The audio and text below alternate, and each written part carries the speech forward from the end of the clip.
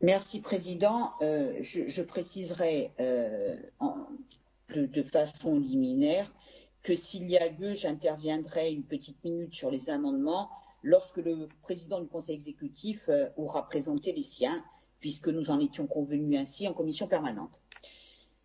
Je voudrais commencer mon propos en vous disant qu'au moment où nous débutons ce débat sur une sortie progressive du confinement, il m'est apparu nécessaire de revenir relativement brièvement sur ce qu'a été le confinement. Je vous rappelle que un samedi soir, le Premier ministre annonçait que dans quelques heures après son intervention, les restaurants devaient fermer, plongeant les populations dans une situation de sidération. À cette sidération a suivi le désarroi, puisque les populations ont été informées qu'elles avaient un peu plus de 24 heures pour se confiner et choisir leur lieu de confinement. À ce désarroi a succédé l'inquiétude pour les aspects économiques et pour l'emploi, et enfin s'est installé, parce que nous le savons tous, la peur de la maladie, parce que au début de la période de confinement, la Corse s'est trouvée dans une situation extrêmement inquiétante sur le plan sanitaire, et la peur aussi de ce que sera dorénavant l'avenir.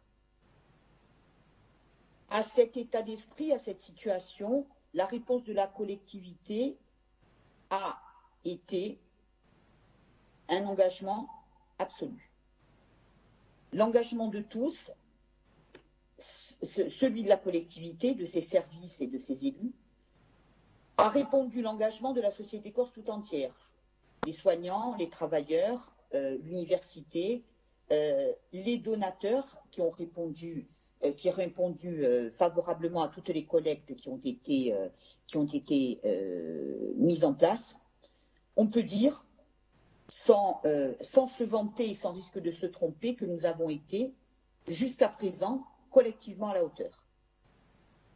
C'est la raison pour laquelle, au moment où il s'agit d'aborder la sortie du confinement, non seulement nous devons faire preuve du même engagement, mais nous devons assortir cet engagement d'une rigueur supplémentaire. Pourquoi? Parce que les Corses, je le rappelais tout à l'heure, sont aujourd'hui dans l'incertitude, certains dans l'angoisse. Parce que les Corses aussi ont eu une attitude exemplaire et qu'il appartient évidemment à ces élus d'être au moins aussi exemplaires qu'ils l'ont été. Nous n'avons donc pas le droit à l'erreur. Nous ne pouvons pas nous permettre, comme cela a eu lieu en France, une gestion calamiteuse comme celle des masques et des tests, ou une gestion calamiteuse de ce qu'a été le premier tour des élections municipales. Aujourd'hui, à l'issue de nos débats, nous devrons délivrer un message empreint d'une vérité et d'une lisibilité absolue. En ce qui nous concerne, à Corsica Libera, notre lisibilité, notre cohérence, je pense que nous l'avons apportée en disant depuis le début que le principe absolu était la protection des populations contre la maladie, surtout et avant tout. Parce que la Corse est une île, parce que sa population est plus âgée que partout ailleurs, parce que ses structures hospitalières ne sont pas aussi performantes qu'elles peuvent l'être ailleurs. Notre lisibilité, ça a été aussi d'affirmer sans cesse notre solidarité avec les plus démunis, avec le monde du travail et avec le monde économique. Et puis notre lisibilité a été de dire enfin que la Corse doit faire par elle-même et pour elle-même. C'est dans ce souci de délivrer un message le plus lisible possible que nous avons présenté un certain nombre d'amendements. Pedro Thomas s'est exprimé sur l'école. Je m'exprimerai brièvement sur les deux autres amendements que nous avons déposés. Le premier a trait aux modalités de la reprise du travail au sein de la collectivité. Le second a trait à la question de la gestion des flux. Il nous est apparu que le rapport présentait une ambiguïté en ce qu'il prévoyait un retour sur le lieu de travail pour les agents de la collectivité, alors que le monde de l'emploi, lui, était incité à continuer à pratiquer le télétravail. Le Conseil exécutif a éclairci nos doutes en ce domaine.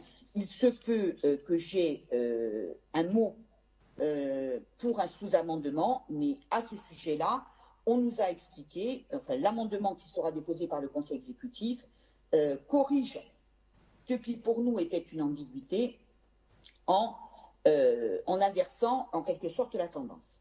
Deuxième amendement, c'est celui qui consiste à gérer les flux et notamment les trafics maritimes et aériens.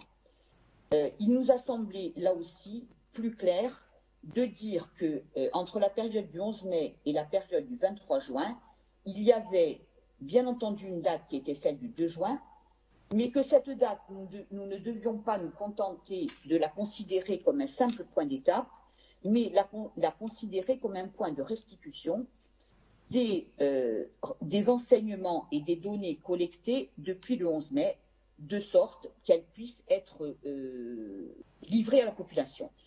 Le Conseil exécutif nous proposera, je le pense, une modalité qui permettra à l'Assemblée de Corse et aux Corses d'avoir un vrai rapport d'étape dans le cadre de la session du 29 mai, et nous nous en félicitons parce que cela fait partie de ce que nous croyons être absolument nécessaire en cette période: lisibilité, vérité et information faite aux Corses.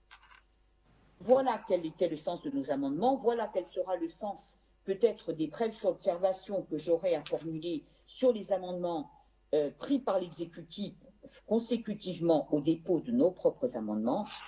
Je veux en terminer en disant qu'à l'issue de cette session, je forme le vœu que nous puissions avoir délivré tous ensemble un message à la fois cohérent et compréhensible.